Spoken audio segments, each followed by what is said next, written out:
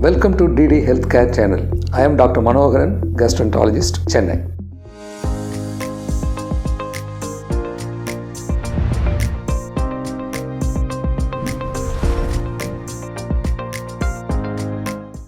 In this video, I am going to discuss about a very common problem that we face is fissure in ano. What is it? A simple meaning is a crack in the anal verge. How does it happen? Whenever we pass very hard stools, we strain a bit. After all, our anorectal canal is made up of only soft tissues.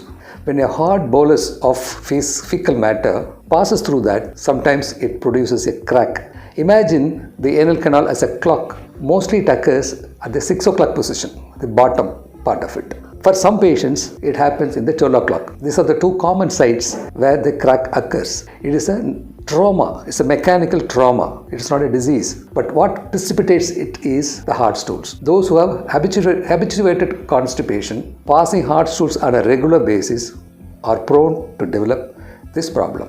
What are the symptoms? See, it is a very nagging problem. Whenever they pass stools, it produces pain, burning sensation. Sometimes streaking of blood, either trickling of blood or mostly streaking of a line like blood streak over the hard stools. The pain starts at the start of defecation and lasts for about few minutes. For somebody it takes about few hours or half a day to subside. So every time when they feel like going to a toilet, they are scared. Sometimes children, young people, they try to postpone passing stools for fear of pain. But what happens is the stool becomes much harder by postponing. At a point when they are forced to go, the injury is going to be more. The pain is going to be more. So this is one thing. When it occurs in two different forms, acute and chronic. What is acute? Acute means it comes a small tear. Subsequently, the patient becomes aware of it and then starts converting his food with high fiber, makes the stool softener. Then they pass stool softly and then take immediate measures like some ointments, soothing agents, high fiber diet, plenty of water, and they see that they pass stools every day comfortably. Such cases, the acute fissure heals by itself in a week or two or maximum 3 weeks. When it is not healing within 3 weeks, it is prolonged more than that, we can call it as a chronic fissure. Why it is not healing? Whenever there is an injury, whether you suture it or not, whether you treat it or not, it has to heal because of the natural healing process. But what prevents this crack from healing is the underlying sphincter. There is a sphincter just below the skin at the anal verge, like a finger like this. There is a sphincter. It is called internal sphincter. Like we blink the eye without our knowledge, this sphincter contracts and relaxes without our knowledge, without our control, because it has to manage the feces, flatus very carefully. Because even there is motion inside the rectum, sometimes it has to allow the gas to go. So it has got a lot of sensibility to allow the gas and feces separately. So this contraction relaxation is mandatory. But what happens is this contraction relaxation of the sphincter prevents this crack from healing, and it is pulling it apart, making it slightly bigger. It is like a line, but since the middle it pulls apart, it becomes like a double triangle, rhomboid shape. So the patient continues to have problem. Even if he passes soft stools, then the burning and pain will continue. The bleeding will continue. So where is the end? So in those situations, we call it as a chronic fissure. Sometimes it can get infected. The subcutaneous plane infection can go in.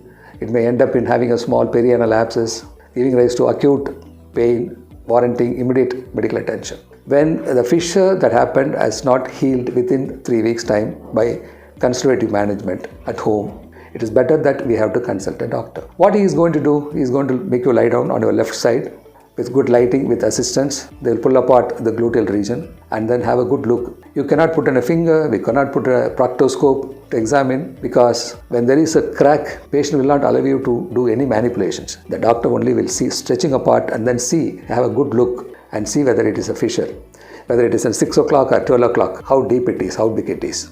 After ascertaining the severity of the fissure, they will advise you 3 weeks treatment. They will give you stool softeners, advise you to take high fiber diet, plenty of water and water beverages, liquid beverages. See that your stools are soft in the morning. Every day you must pass comfortably and completely. and then you have to be sitting in a sitz bath. Sitz bath is one where you have warm water, bearable warmth, maximum bearable warmth with some antiseptics like Dettol or povidone iodine. You have to sit on the warm water for about 10 to 15 minutes in the morning after passing stools and in the night before going to the bed. What happens when you sit on the warm water? The sphincter, I told you, will relax, will remain relaxed for about 20-30 minutes even after coming out of it. During this period, there is no contraction relaxation. This crack, the ulcer, will start healing by micromillimeters. If you persistently and religiously do this sitz bathing morning and night for about 3 to 4 weeks with stool softeners and other measures, this has to heal. If you are not going to do it meticulously, the results will not be good. Even if you do it perfectly and this ulcer has not healed, this crack is not healed and still it is symptomatic, the doctor will go one step higher. What he will do? He will do a surgery.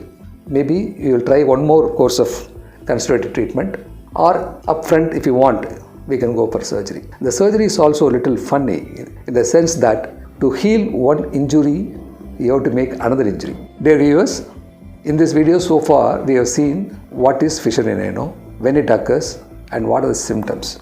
And I am going to talk to you about the surgical treatment part of it in detail in the next video. If you have any doubts or you need any clarifications in this content of the video, probably you can post your comments in the comment box. We are going to discuss such common gastrointestinal diseases in future. Please stay connected to our channel. Thank you.